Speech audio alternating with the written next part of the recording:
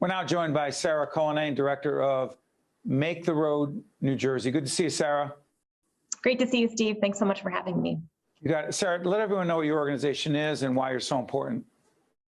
Make the Road New Jersey builds the power of immigrant and working class communities. We do that through community organizing, through the provision of legal services, through policy innovation and transformative education. We're about winning respect and dignity for immigrant and working class communities.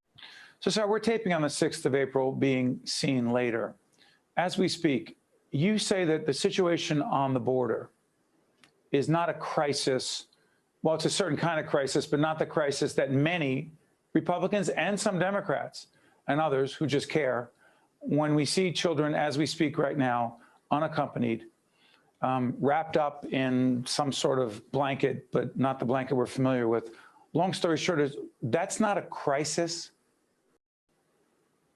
These are children, thousands of children who are fleeing violence, who are fleeing two hurricanes that happened in Central America since November 2020. They're fleeing a pandemic.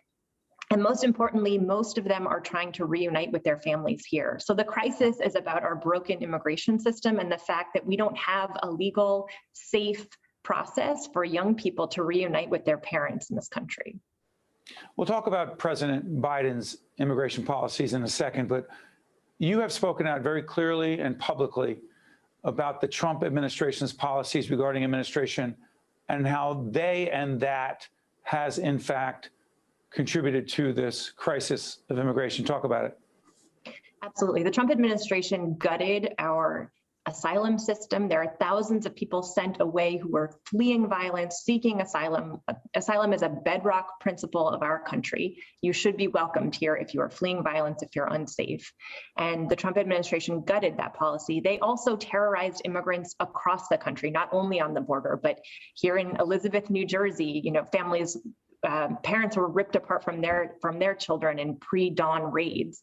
So what we're seeing now is the fallout from 4 years of horrific attacks on immigrants and really just violations of due process and of our asylum system across the board. Okay, now let's talk about President Biden. So for President Biden, who says, I am guilty of having, being a quote, nice guy, being welcoming to those who want to come across the border seeking asylum, let's assume that that is the vast majority.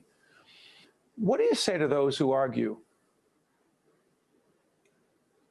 it's important to be empathetic and sympathetic and caring, but is it also fair, or is it not fair, to say that the Biden administration did not have a plan for how to deal with how many have come across the border, particularly unaccompanied children, and that is not just a policy mistake, but a mistake from a human perspective? The Biden administration certainly needs to move faster to set up protocols in place for children who are crossing the border, seeking asylum, seeking to reunite with their families. Detention is not the answer here. We need to have quick policies in place that safely put kids back with their families.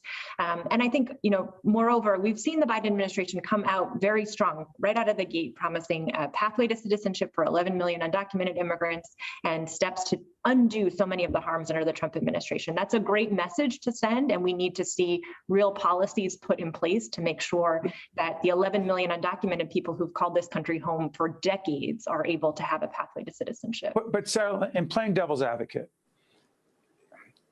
to say we want you, we want to welcome you, without having the plan in place, is that not the mistake in and of itself, even though the Biden administration is, yes, we must do better, but to send the message, please come, without a plan, is a real mistake and a real problem, not a question of politics or semantics or partisanship.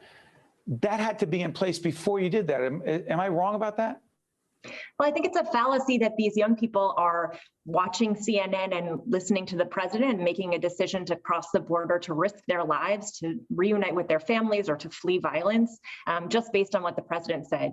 We've seen immigration under every president. What we've seen now is a backlog and sort of backup when the border was closed during the pandemic, and now there are thousands of young people waiting to cross. They're crossing to save their lives. They're crossing to reunite with their families. They're not crossing the border because the Biden administration seems more welcoming. On the contrary, the Biden administration just did a whole junket to show that they are trying to discourage immigration, which is, I think not the right message to send.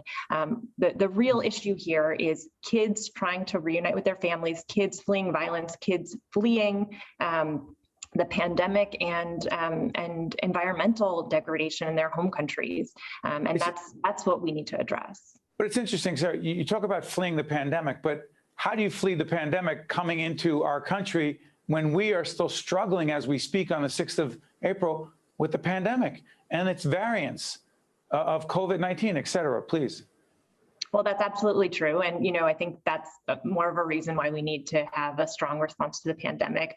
Certainly in Central America, the pandemic has hit very hard, and in terms of the economy, in terms of increased gang violence, in terms of having a pandemic and 2 hurricanes at the same time, they're seeing really difficult situations that are pushing people to leave the country.